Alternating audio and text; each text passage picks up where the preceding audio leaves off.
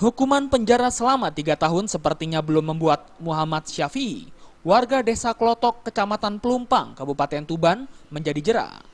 Residivis kasus pencabulan itu kembali ditangkap Unit Perlindungan Perempuan dan Anak Satreskrim Polres Tuban lantaran telah mencabuli siswi kelas 2 Madrasah Sanawiyah. Peristiwa memilukan itu bermula dari perkenalan antara korban dan tersangka melalui SMS nyasar pada bulan Mei 2015 lalu. Setelah rutin berkomunikasi, tersangka mengajak korban bertemu di suatu tempat. Rayuan maut tersangka membuat gadis berusia 14 tahun itu jatuh hati, hingga akhirnya terjalin hubungan asmara. Namun ketulusan hati korban ternyata hanya dimanfaatkan tersangka untuk melampiaskan nafsu bejatnya. Korban yang masih lugu dipaksa berhubungan badan layaknya suami istri. Meski sempat menolak, namun bujuk rayu tersangka membuat korban tak berdaya. Perbuatan terlarang itu dilakukan tersangka sebanyak 12 kali.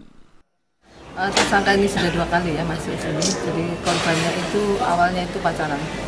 Jadi, kenalnya itu lewat SMS. Kemudian dia pacaran, kemudian dia selanjutnya telepon-teleponan, terus janjian di warung.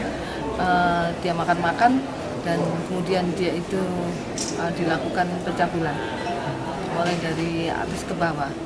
Dan setelah pencabulan itu lain hari tersangka ini melakukan persetubuhan. Untuk korban sendiri masih anak-anak, jadi masih kelas 2 salah satu MTS di Tuban. Kini tersangka harus meringkuk kembali dalam sel tahanan untuk mempertanggungjawabkan perbuatannya. Tersangka dijerat pasal 81 dan 82 Undang-Undang RI nomor 35 tahun 2014 tentang perlindungan anak dengan ancaman 15 tahun penjara. Dari Tuban, Jawa Timur, Sumali Malwapati melaporkan.